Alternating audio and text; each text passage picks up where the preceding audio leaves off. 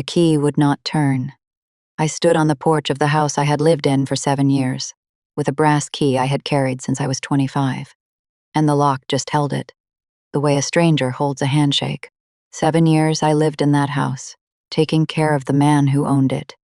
7 years. And I was never paid $1. 3 weeks after his funeral, the locks were new. There was a realtor's lockbox hanging off the door handle, and everything I owned was stacked in the garage in black trash bags. Here is what my mother did not know that morning, and would not know for 4 more years. There was a piece of paper sitting in a county building, 11 miles away, a public record. Anyone could order a copy for $4. And on that piece of paper was her signature, on a line she should never have signed, on a date that would end up costing her everything she took. Today I read deeds and wills for a living. I am a probate paralegal. I spend 40 hours a week finding exactly the kind of paper trail my mother left behind. 4 years after she changed those locks, I ordered that $4 document, and I read it at my kitchen table. And I did not cry, and I did not call anyone to yell. I opened a green spiral notebook, wrote down the date, and started doing what my grandfather taught me to do. My name is Nora.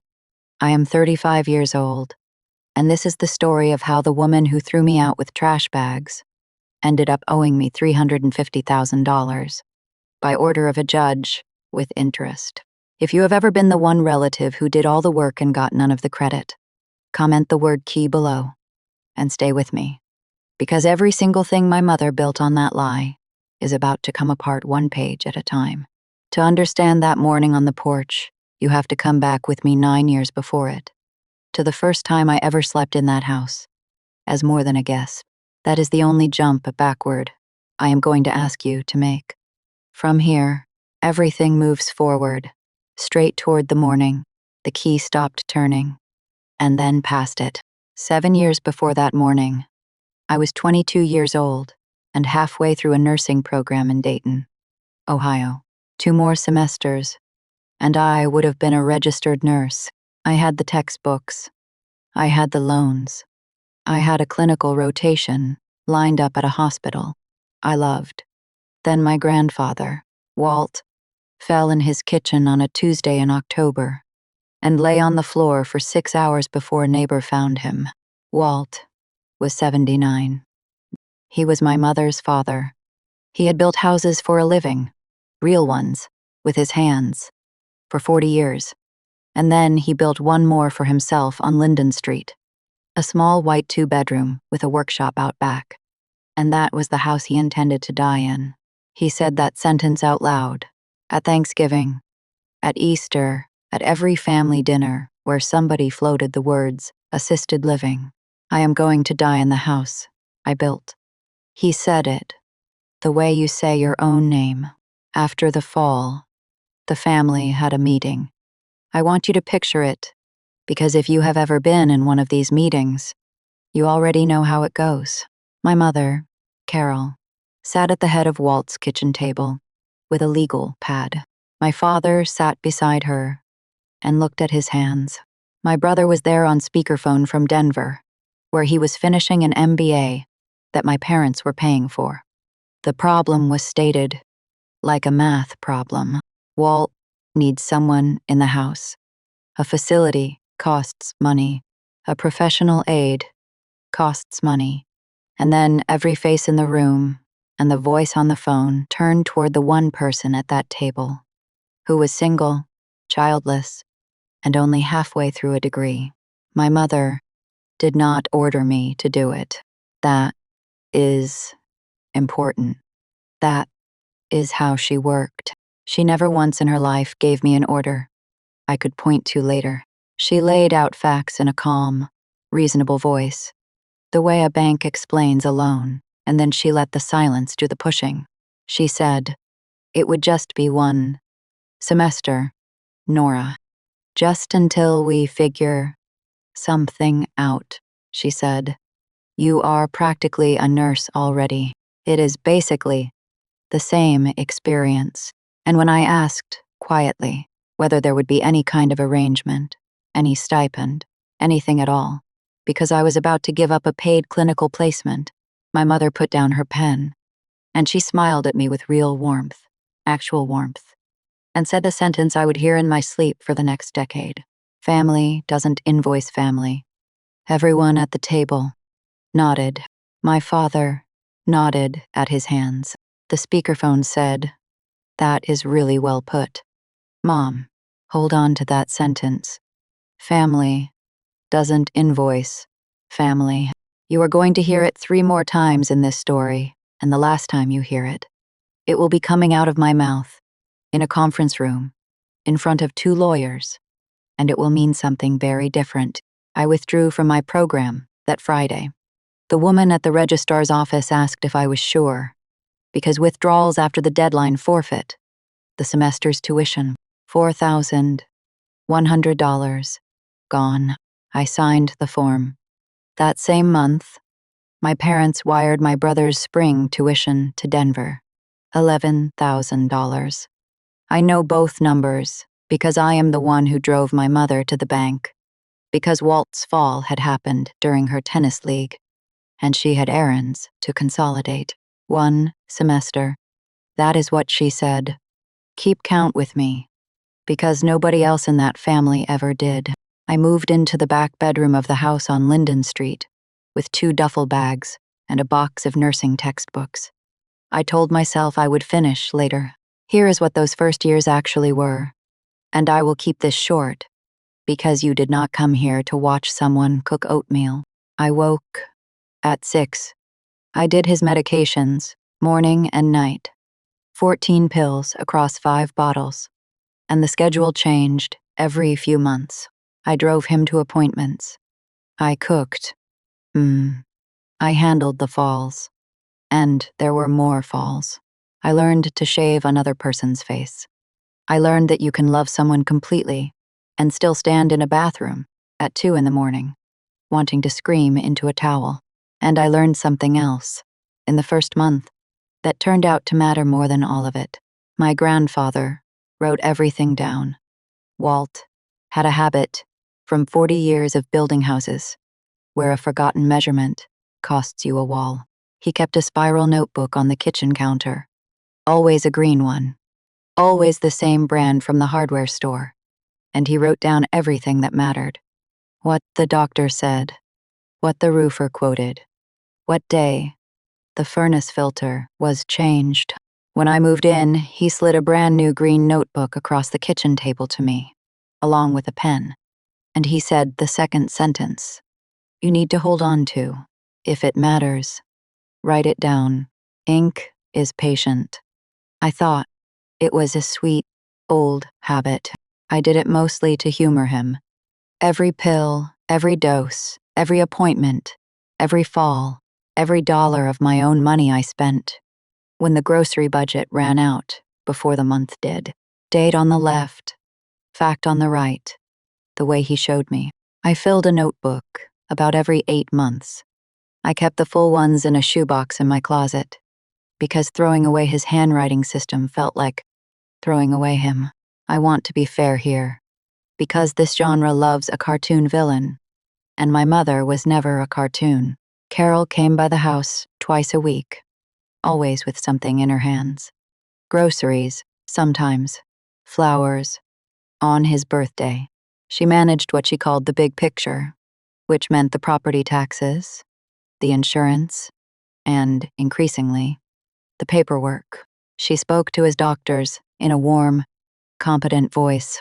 Neighbors on Linden Street thought she was a saint. At church, people squeezed her arm and told her they didn't know how she did it all. She would accept the arm squeeze, tilt her head toward me, and say, "Well, Nora helps. Nora helps." 7 years, around the clock, and the official record, spoken aloud in the church lobby, was that I helped.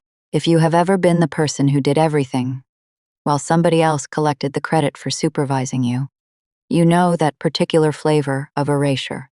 It does not leave a bruise. There is nothing you can point to. That is the whole design of it. 2 years in, nobody mentioned the word semester anymore. My brother graduated from his MBA program. My parents flew to Denver for the ceremony. I stayed on Linden Street because Walt had a urology appointment that could not be moved. My mother brought me back a keychain from the Denver airport.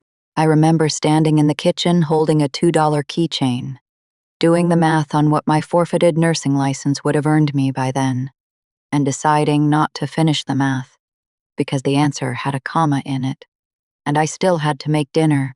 3 years in came the evening I now think of as the best night of the whole 7 years, and also, in a way I could not see yet, the beginning of everything that went wrong. It was a Sunday in June. Walt was having what we called a clear stretch, a run of good days. We ate pot roast at the kitchen table, just the two of us, and afterward he went into his bedroom and came back with something in his closed fist. He set it down in front of my plate. It was a brass house key, on a loop of red string, the original key from when the house was built, the one he kept in his top dresser drawer, like other men keep a watch. He said, "This house has had exactly one owner in 51 years. When I am gone, it is going to have exactly 2. This is your house. Nora, it was your house the day you gave up your school for me. I've taken care of it. It is written down." I started to say something, and he held up one hand, flat, the way he did on a job site, when he wanted the noise to stop. He said, "Ink is patient. You'll see." I put the key on my keyring that night, next to my car key, and I have carried it every day since. I did not fully believe him, if I am honest. Old men make promises at kitchen tables, but I carried the key. Here is the mini detail that matters, and I need you to file it away. The following weekend, at a family dinner, Walt announced the same thing at the table in front of everyone. "The house goes to Nora. It is taken care of." My father said, "That is real good, Walt." My brother, home for the weekend, said, "Makes sense." Honestly, my mother said nothing. My thing. She stood up, smiling, and started clearing plates that were not empty yet. And from that week forward, Carol's twice-weekly visits became 3 times a week, and the things she came for stopped, being groceries, and started being paperwork. Stay with me, because this is where the machine starts moving. 5 years in, the neurologist said the word out loud. I had been watching it come for a year by then. Walt repeating a question he had asked 10 minutes earlier. Walt calling me by my mother's name, then catching it, then looking so ashamed I had to leave the room so he would not see my face. I wrote all of it in the notebook, dates on the left, because if it matters, you write it down. The appointment was on a Thursday morning at 10 a.m. I drove him. I always drove him. My mother met us there in the good coat she wore to doctors, and she took the chair closest to the desk. The neurologist was kind, and she did not soften anything. She said the word dementia, moderate stage, progressing, and then she said a second thing, the thing that turns out to be the hinge of this entire story, and she said it looking at both of us, my mother and me. She said, "Going forward, Walt should not be signing significant legal or financial documents. In my assessment, he no longer has the capacity to fully understand them. If there is estate planning to do, it needed to be done already, or it needs to go through proper channels with proper safeguards. I am going to put that in a letter for the family. Capacity is the legal word for whether your mind is still allowed to speak for you. On paper. On that Thursday, a doctor put it in writing that my grandfather's mind no longer could. The letter arrived 9 days later, addressed to the family of Walter, from the neurology practice. On letterhead. My mother read it standing in the kitchen, said, "Well, we knew that," and set it on the counter. I did what he taught me. I wrote the date in the notebook. And then, because the shoebox in my closet was where important papers went to stay safe. I made a photocopy at the library and slid it inside the back cover of the current green notebook. Not because I suspected anything, because ink is patient, and by then the habit was in my hands. File that away.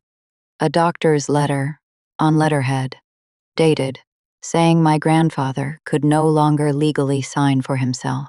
A copy of it folded inside a green spiral notebook, in a shoebox, in my closet. Now watch. What happens 11 days after that letter was signed? It was a Saturday. My mother arrived at 9 a.m., which was early for her, with a manila folder, and a man I had never met. He was maybe 60, in a golf shirt, and she introduced him as an old friend from her Rotary Club, who does notary work. A notary, if you have never needed one, is the person with the little stamp that is supposed to prove that a signature is real, that the right person signed it, in the room, understanding what it was. They sat Walt down, at the kitchen table. The manila folder came open. I saw pens, and my mother turned to me, warm as ever, and said, "Honey, could you run to the pharmacy? His refills are ready, and grab the dry cleaning while you are out. It closes at noon. The pharmacy and the dry cleaner. 90 minutes, minimum, and she knew it, because she was the one who had timed my errands for years. I want to be honest with you about this moment, because it is the one I have replayed the most. I knew something was off. Not what, not how much, but the air in that kitchen had a weight to it, and Walt was having a foggy morning, one of the bad ones, and there was a stranger with a stamp at the table, and I still picked up my keys, the brass one swinging against the car key, and I went to the pharmacy, because it was my mother, because for 30 years, the whole architecture of that family had trained me to swallow the question before it reached my mouth. If you have ever obeyed the errand instead of asking the question, and spent years afterward paying for it, put the word key in the comments. I read them. I know. I am not the only one. When I got back at 11:40, the notary was gone, the folder was gone, and my mother was washing 2 coffee cups. Walt was asleep, in his chair, on the wall calendar. In the square for that Saturday, my mother had written one word in her neat handwriting: paperwork. I asked her what the paperwork was. She did not flinch. She said, "Just getting Dad's affairs organized. Honey, power of attorney things. Somebody has to be able to handle the bank if something happens. A power of attorney is a document where you hand another person the legal right to act as you, sign as you, sell as you. It is an enormous power, and it comes with one iron rule that my mother was counting on nobody in that kitchen knowing. The person holding it must act for your benefit, never their own. The law even has a name for the person you become when you take that power. A fiduciary. Someone who is legally required to be trustworthy. Remember the doctor's letter, 11 days old, sitting in a shoebox in my closet, saying Walt could no longer sign significant documents at all. I did not know yet what had been in that folder. I would not know for more than 4 years, but I wrote the date in the notebook that night, and next to it I wrote, "Notary here, paperwork." Was sent out, 4 words. And scanned. My grandfather's habit, holding the door open for a truth I could not see yet. The last year was the hardest, and I am not going to make entertainment out of it. He stopped walking in the spring. He stopped knowing me in the fall, most days. Hospice came in November, and hospice is where this story finally handed me one good thing, because hospice is how I met Des. Des was the nurse who came Tuesdays and Fridays. She was in her 50s, wide-shouldered, calm, the way deep water is calm, and she had spent 20 years walking into houses exactly like ours, where one exhausted person was doing everything, and a rotating cast of relatives was doing the talking. She saw the whole shape of my family in about 4 visits. She never said a word about it. She just started bringing 2 coffees instead of 1. Des is the only person in this story who ever watched me work and simply named what she saw. One Friday in January, near the end, she was packing up her bag and she nodded at the green notebook on the counter. 7 years of my handwriting. And she said the line I will remember for the rest of my life. Paper outlives people. Honey, just make sure yours is telling the truth when it does. I laughed when she said it. I thought she was talking about medication logs. She was not talking about medication logs. Walt died on a Sunday morning in February. In the house he built. In the bed I had moved downstairs for him, with my hand on his chest. He was 86. Whatever else happens in my life, I gave him the one thing he asked the world for, and no court order, and no mother can ever take that back out of the record. The funeral was that Thursday. My mother stood at the front door of the church and received 200 people, like a head of state. I heard her tell at least a dozen of them, in a voice made soft for the occasion. We took care of him at home, you know, right to the end. We never put him anywhere. That night I sat in Walt's old pickup truck in the driveway, alone, in the dark, and I cried for a long time. That is the only time in this entire story that I cry. So mark it. I cried for him, and, if I am honest, I cried a little for the 22-year-old with the nursing textbooks, because she was also gone, and nobody had held a service for her.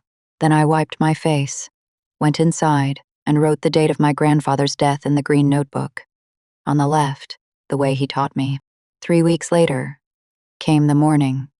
This whole story orbits the 0 point, the morning of the key. Here is exactly how it happened, minute by minute, because I have replayed it enough times to have the transcript. It was a Tuesday, in March. I had spent the previous 4 nights at a friend's apartment in Dayton, sorting out a storage unit, and for the first time in 7 years, sleeping past 6 a.m. My mother knew where I was. She had suggested the break. Herself, you've earned a few days off. Honey, we'll handle things here. I drove back to Linden Street. At about 9:20 in the morning, there was a car I did not recognize parked at the curb, gray, with a magnetic sign on the door for a realty company. I walked up the porch steps I had shoveled for 7 winters. I put my brass key in the lock I had used 10,000 times. The key would not turn. I stood there and did the thing everyone does, which is to try it again. Harder, as if the problem is your wrist. Then I saw it. Hanging off the door handle was a realtor's lockbox, one of those small steel cubes with a keypad that holds a house key. For strangers, with appointments. The front door opened from the inside. My mother stood in the doorway in her good coat, holding a coffee mug, and behind her I could see a woman with a clipboard, measuring the living room with a laser. My mother looked at my key, still sitting useless in the new lock, and she said, and I am quoting her exactly, "Oh, honey, I meant to call you before you drove all this way." I said, "Where are my things?" She said, "Everything's safe in the garage. We had to get the rooms clear for staging. The listing photos are Thursday." I said, "This is my house." He told everyone. The house goes to Nora, and my mother stepped out onto the porch, pulled the door mostly closed behind her so the realtor would not hear, and delivered the sentence she had been holding for years, in the mild, patient voice of a woman explaining an overdraft fee. She said, "Sweetheart, Dad's wishes went through the proper channels. The estate has been handled. There was never anything in writing, leaving this house to you. I am sorry if he made you feel otherwise. He wasn't well. You know that better than anyone. There was never anything in writing. Hold that sentence up against everything you already know about my grandfather. A man who wrote down furnace filters. Ink is patient. It is written down. Nora. She was betting the entire theft on one idea, that a dying carpenter's paperwork had died with him. I looked at her for a moment. Then I walked to the garage, and there it was. 7 years of my life in black trash bags, stacked like a curb on collection day. Duffel bags, the box of nursing, textbooks, and the shoebox, taped shut, sitting on top of a bag of winter coats. Because whoever packed my closet had at least been in a hurry. I did not yell. Anyone who has watched this channel before knows I do not yell. And by the end of this video, you will understand exactly why yelling was never going to be the thing that beat her. I loaded my car. It took 9 trips. My mother watched 4 of them from the porch with her coffee. And on the 5th, she went inside because the realtor had a question about the kitchen. The last thing I put in the car was the shoebox. 7 full green notebooks, and inside the back cover of the newest one, a photocopy of a doctor's letter that my mother had forgotten existed, if she had ever registered it at all. I got in the car. I looked at the brass key on my keyring, the key to nothing now, on its red string, and I did not take it off the ring. Write that down, Carol. Ink is patient. So am I. What came next was 4 years, and I'm going to give it to you the way it deserves to be given. Fast, because survival is repetitive, and you already know I survive. What you are actually waiting for is the $4 document, and we are almost there.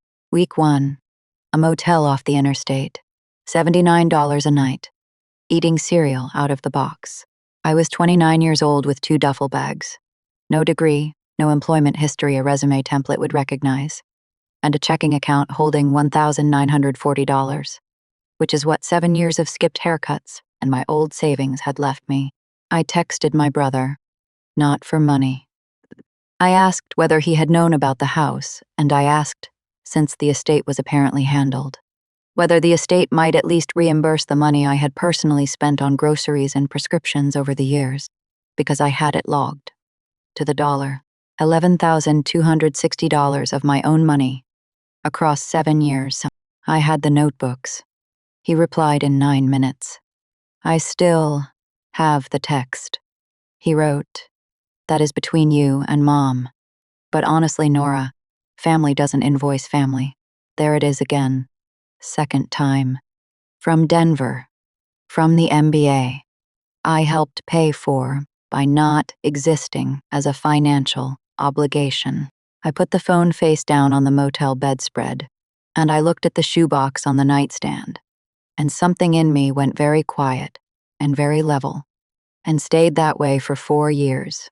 If you have ever had that moment where the grief burns off all at once, and what is left underneath is flat and cold and patient, you know it is not numbness. It is focus. Here is the montage, and every beat of it matters later. I took a job as a medication aide at an assisted living facility, because it turns out 7 years of running a 5-bottle, 14-pill schedule is a professional skill. They just do not pay your family for it. Nights, I stocked shelves. I moved from the motel to a room in a widow's house, then to a studio apartment above a nail salon, $410 a month, where the whole place smelled like acetone, and I slept like a stone, because nobody upstairs could fall. The brass key stayed on my ring the entire time, riding next to the key of every door I unlocked. On my way back up, some mornings, on the bus, I would run my thumb over its teeth without thinking. The notebooks stayed in the shoebox, and the shoebox went on the top shelf of every closet I rented. First thing, before the towels. 14 months after the motel, the assisted living facility got sued by a resident's family, and I watched a paralegal from the defense firm spend 2 days in our records room, pulling medication logs, matching dates, building a timeline out of paper. I watched her the way some people watch a concert, because I realized I was watching someone get paid to do the exact thing Walt had trained into my hands. If it matters, write it down. Ink is patient. There were people who did that for a living, and they worked in the one arena where my mother's warm, reasonable voice counted for absolutely nothing, and the dated page counted for absolutely everything. I enrolled in a paralegal certificate program that spring, nights and weekends, 16 months, $4,800 in tuition that I paid myself, invoiced to no family whatsoever. I finished second. In my cohort, the woman who finished first did not have a shoebox for a study guide. I got hired by a small firm in Columbus that does elder law and probate, estates, guardianships, wills, and, so often it would make you sick, cases where somebody with a power of attorney treated an old person's property like a personal drawer. There is a phrase that shows up in those files again and again: breach of fiduciary duty. It means the person who was legally required to be trustworthy wasn't. The first time I typed it, my hands went cold, and I did not know why yet. That is the truth. I did not connect it. You would think I would have connected it instantly, but when the crime is your own mother, your mind approaches it the way your tongue approaches a broken tooth. Carefully. Sideways. Not yet. Not yet lasted until a Tuesday in October. 4 years and 7 months after the morning of the key, I was proofreading a petition at my desk. Routine. Case. An adult son had used his mother's power of attorney to transfer her condo into his own name before she died. Cutting out his sister, our attorney had written one sentence in the draft, and I read it, and the room changed temperature. The sentence said, "An agent under a power of attorney is prohibited from self-dealing, and any transfer of the principal's property to the agent herself is presumptively invalid, particularly where the principal lacked capacity. Any transfer to the agent herself, presumptively invalid, lacked capacity." Saturday morning, 9 a.m. The manila folder, the notary, in the golf shirt. Run to the pharmacy. Honey, the calendar square that said paperwork, 11 days after a neurologist, put it on letterhead that my grandfather could no longer sign. And one more thing. The thing my new job had taught me that the 33-year-old with the trash bags had not known. Deeds are public. When a house changes hands, the deed gets recorded at the county recorder's office, and any human being with $4 and the parcel number can order a copy. My mother had been betting, all along, that nobody in the family would ever think to look. For 4 years and 7 months, she had been right. That night I went home, opened my laptop at my kitchen table, and pulled up the county recorder's website for the county where Linden Street sits. I typed in the address of the house my grandfather built. I paid $4 by debit card. Stay with me now. This is the part you came for, and I am going to turn the pages for you, the way I turned them that night. One at a time. Page 1. A deed, recorded more than 6 years before that night, transferring the house on Linden Street. I checked the date against the notebook because, of course, I did. The shoebox was already on the table. The deed was signed on that exact Saturday. The paperwork, Saturday, 11 days after the doctor's letter. Page 2. The signature line. The deed was not signed by Walt. It was signed, and I am going to read it to you the way it appears. Carol, as attorney in fact for Walter. Attorney in fact is the formal name for the person holding a power of attorney. In plain words, my mother had signed my grandfather's name away, using the permission slip she had gotten him to sign at that same kitchen table, on a morning when a doctor had already put in writing that he could not validly grant it. Page 3. The buyer, the person, the house, was transferred to. I want you to guess. You will be right. The deed transferred my grandfather's house from Walter, by his agent Carol, to herself, for the recorded consideration of $10 and love and affection, which is the boilerplate phrase deeds use for gifts between family members. She gifted herself, the house, with his pen hand, 11 days after his mind was declared legally closed for business. The little stamp at the bottom, the notary's seal, belonged to the man in the golf shirt. I looked him up on the state's public notary registry, which took 90 seconds, because verifying notaries is literally a task on my job's checklists. His notary commission had expired 14 months before that Saturday. The stamp that was supposed to prove everything was real was not even valid ink. And then page 4, which was not in the deed packet at all. 10 months after Walt died, a second recorded document. My mother had sold the house he built to die in, to a young couple, for $285,000. They were innocent buyers. They knew nothing, and the law protects them. So understand now, this story does not end with me getting the house back. It could not. What it ends with is something my mother turned out to value considerably more. I sat at my kitchen table with those pages for a long time. I did not cry, and if you have been paying attention, you know why. I had already spent my one cry in a pickup truck. 4 years earlier, what I felt was the thing from the motel, flat and cold and patient. Finally, being handed its paperwork, I took out a new green notebook. I wrote the date on the left. On the right, I wrote, found it. Then I did the thing my mother would never in her life have predicted, because it was the opposite of a scene. I made an appointment. Not at my own firm. My boss, when I told her the outline the next morning, stopped me 2 sentences in and said, "You cannot be staff and client in the same building, Nora, and you should not want to be."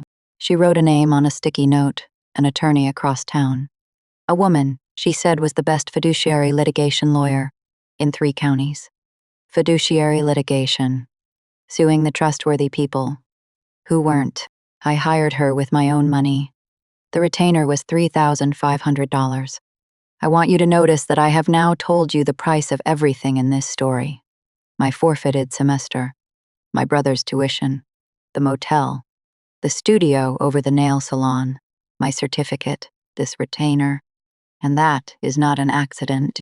My mother ran that family on the principle that money among relatives should be a warm fog nobody could see through.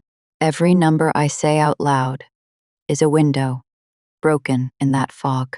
The attorney listened to the whole story without interrupting, which took 50 minutes.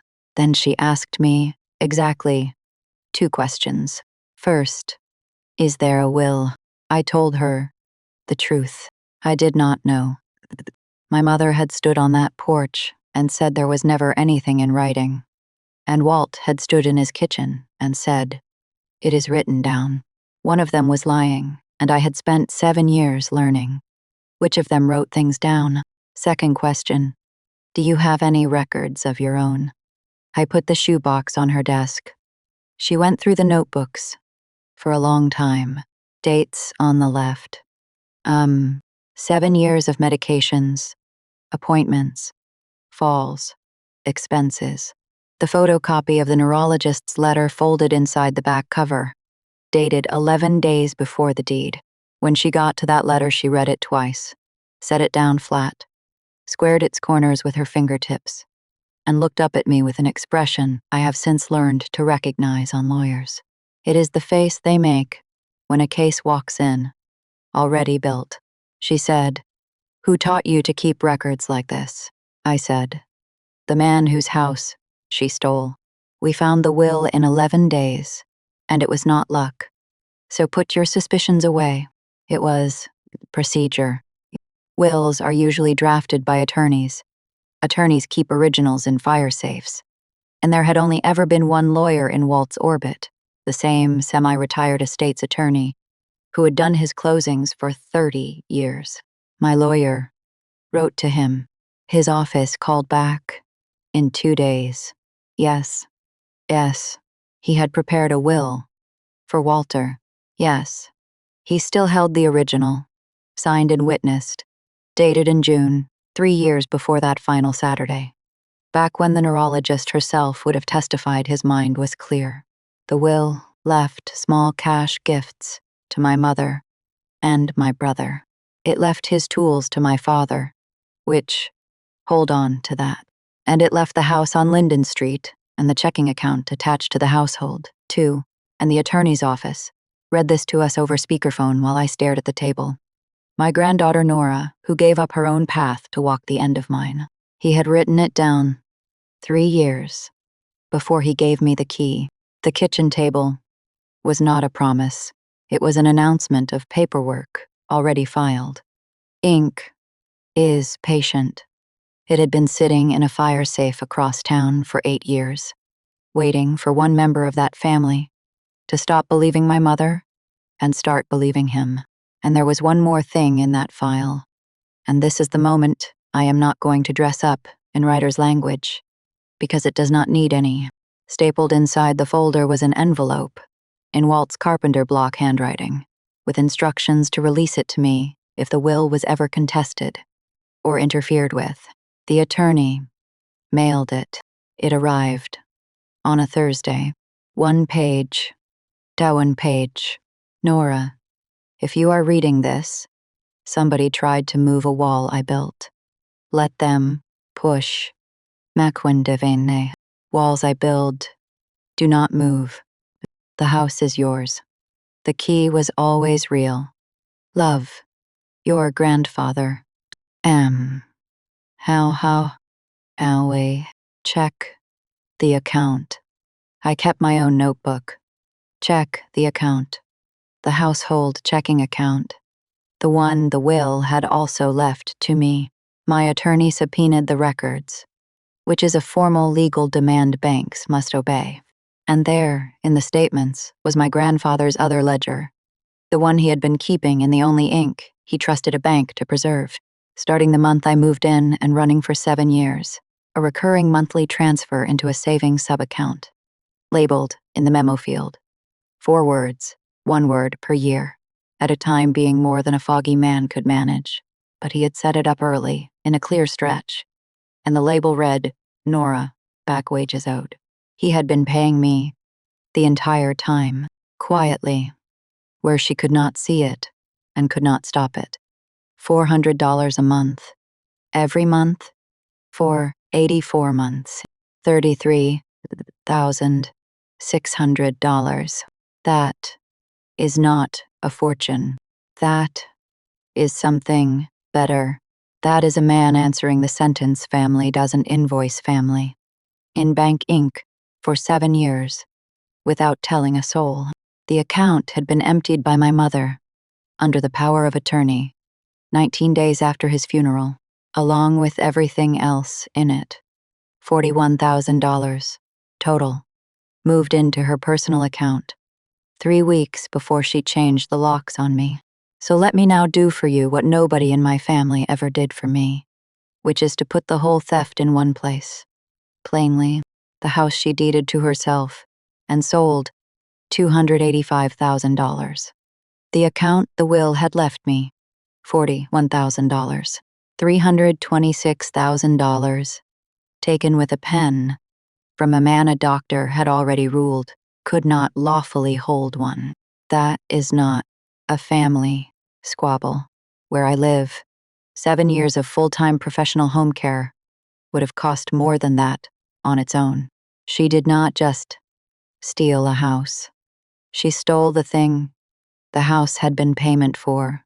Now, the reckoning. And I need you to adjust your expectations one last time. Because if you are waiting for a scene where I stand up at a family dinner and scream the truth, while somebody drops a casserole, you are watching the wrong channel. Screaming is what you do when you have no paper. I had a fire-safe will, a recorded self-dealing deed, an expired notary stamp, a doctor's capacity letter dated 11 days before the signing, bank subpoenas, and 7 years of contemporaneous notebooks. People with that stack do not raise their voices. They schedule things. My attorney filed the petition on a Monday, admitting the will to probate, voiding the deed as self-dealing by an agent, executed without capacity, improperly notarized, demanding an accounting of every dollar my mother had moved as attorney, in fact, and the return of all of it, with interest, under the heading I had once typed with cold hands, breach of fiduciary duty. My mother was served on a Wednesday morning, at her home, by a process server, which is simply a person whose job is to hand you a lawsuit and watch you understand it. She called me 4 times that day. I did not answer. She left one voicemail, and I want to play you its structure, because it is a masterpiece of the genre. It opened warm, Nora, honey. There has been some kind of misunderstanding. It moved to wounded. I cannot believe you would do this to your family, after everything. And it closed. And this is the part I actually saved, with whatever Dad may have scribbled at the end. He wasn't well. And no judge is going to take a confused old man's paperwork seriously. A confused old man's paperwork. She still did not understand. The paperwork was not his. The dated letter, the recorded deed, the dead stamp, the bank memos. The paperwork was hers.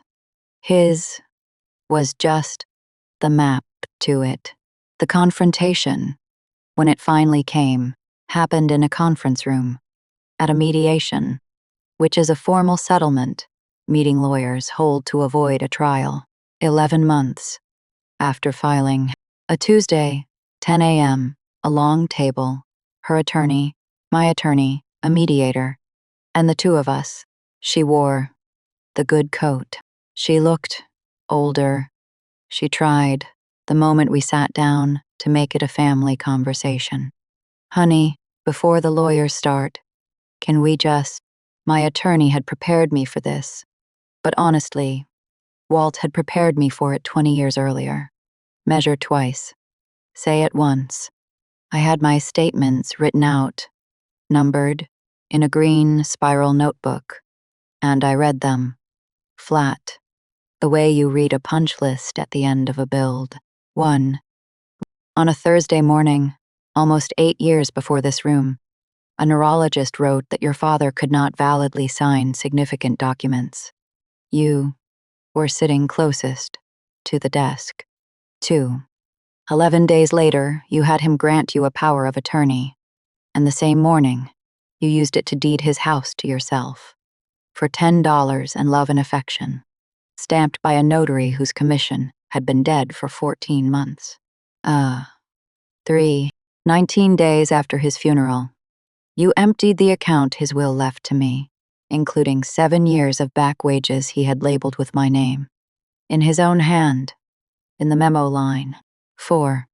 3 weeks after his funeral, you changed the locks on the house his will left to me, and told me, on the porch he built, that there was never anything in writing. 5. There was always something in writing. Whiting. You raised me in the house of a man who wrote everything down, and your entire plan depended on him, not doing the one thing he never once failed to do. Silence in a conference room has a texture. Her attorney asked for a recess after statement 2, and did not get his client to take it. When I finished, my mother did the last move she had, the oldest one, the voice that made even the truth doubt itself. She looked across the table, not at the lawyers, at me, and she said, Nora, sweetheart, this is not what family does to family. And I looked back at her, and I gave her the only sentence in this entire story that I had been saving for 7 years. And I said it in her own mild, patient, overdraft fee voice. You are right. Family doesn't invoice, family. So, the court did it for me. We did not go to trial. Her attorney had seen the stack. The consent judgment, which is a settlement, a judge signs into an order with teeth, was entered that fall. The will was admitted. The deed transfer was formally declared void as self-dealing. And since the house itself was gone to innocent buyers, the judgment converted it into what she owed me instead. The full sale price, $285,000. The account, $41,000 per judgment interest, and my legal costs on top, $350, $1,000 and change, reduced to a public court order, with her name on the debtor line. Enforceable, like any debt on earth. Now the part your anger has been waiting for. And I am going to deliver it the way I received it. Flatly, because the flatness is the point. She did not have $351,000 in cash. Nobody does. What she had was the thing she had bought with my grandfather's money. A lakefront condo 2 hours north. The one that had been hosting the family's 4th of July gathering for 4 straight summers. The one from the Christmas card photos. To satisfy the judgment, she sold it. I know the date it closed, because judgment creditors get notified. And I wrote it in the notebook. On the left, the wire hit my account on a Thursday at 11:20 in the morning. I was at work, proofreading someone else's probate petition, when 7 years landed in my checking account with a notification I did not even hear. Because my phone was face down. Because I was busy, because I have a profession now. And here is the consequence. Money cannot describe. A court file is public. A recorded deed is public. Every relative, every church friend, every neighbor, who ever squeezed her arm and called her a saint, can walk into that county building with $4 and read exactly what she did, dated, stamped, and signed. She spent 30 years managing the family's story with her voice. The permanent record now belongs to the paperwork. Hers. She escalated afterward. Of course, they always do. And if you have lived this, you know the sequence by heart. First, the voicemails, wounded, then furious, then wounded again, then the intermediaries, my brother texting that she is devastated, that I had humiliated the family, that I should think about what Dad would say. I answered that one. Once. I wrote.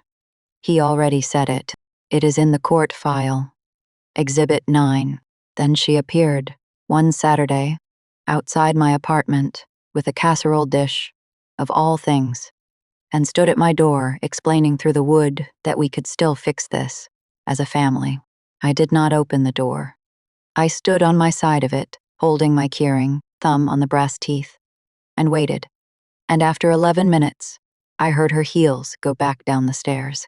She left the casserole on the mat. I left it there until it was hers again. I blocked her that night. My brother lasted 1 more month, until the text where he asked, with no apparent shame, whether, given how things worked out, I might help with his kids' school costs. Since family, I did not even award that one a reply. Blocked. 'Twanna but 2 people came out of the wreckage, and I promised you at least one honest, warm thing. So, here it is. Des. First, I called her the week. The judgment was entered. She listened to the whole story the way she listens to everything, without once trying to fix it. And when I got to the notebooks, to the doctor's letter folded in the back cover, she was quiet for a second, and then she laughed, low, and said, "Well, I told you. Paper outlives people." I said, "You did," she said, "and yours told the truth. We have lunch every month. Now, she lets me pay exactly half. And then, 6 weeks after the condo closed, a package arrived at my office with no note on the outside. My father, sit down. The will had left him the tools, remember? And he had said maybe 11 full sentences in this entire story. A man who spent 40 years nodding at his hands. Inside the box was Walt's leather tool belt, his carpenter's pencil, worn down to a thumb's length, and, in a small envelope, a key, the other brass one. The twin from the top dresser drawer. My father had taken it the week the locks were changed, and kept it for 5 years, and said nothing, because saying nothing was the only shape his loyalty had ever managed to take. There was one line on a torn piece of notebook paper, in his handwriting, which I had almost never seen. He built it for you. I always knew. I am sorry. I was quiet. I have not decided yet what my father and I are, but I wrote the date he sent it in the notebook, on the left, and I did not write anything after it. And in my grandfather's system, a date with the line left open means the entry is not finished. Some entries are allowed to stay open. That is the one thread I salvaged. And it is enough. Last spring, I bought a house, a small one, 2 bedrooms, 60 years old, with a workshop out back, that sold me the moment I saw it. I paid cash for most of it, the judgment money, and everything I had saved above the nail salon. And after, the first night before the furniture came, I sat on the floor of the empty living room and ate dinner out of a takeout box. And it was, I want to be precise, the single best meal of my life. If you have made it this far, you know I owe you the ending of the objects. So here it is. The notebooks, all of them, the 7 from Linden Street, and the ones after, live on a shelf in my new workshop. In order, they started as a chore to humor an old man. Then, they were a habit. Then, for 1 year in a courtroom, they were evidence. Now, I understand what they were the whole time.